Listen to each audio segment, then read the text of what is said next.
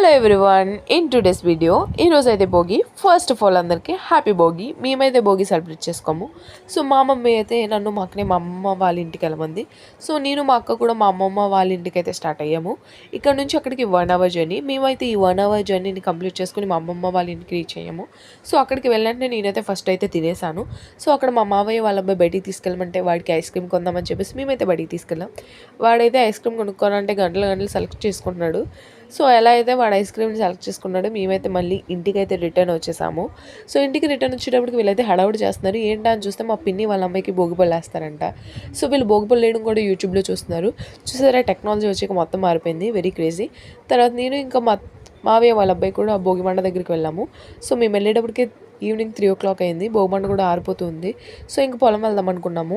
So నేను ఇంకా మా ఫ్యామిలీ మెంబర్స్ అందరం కలిసి పొలం వెళ్తున్నాం. మాకు ఇప్పుడు టాస్క్ ఏంటంటే ఈ వంతుని దాటడం. దాని పిల్లర్స్ అనేవి సరిగ్గా లేవు, అయినా సరే మేమైతే సాహసం చేసాము.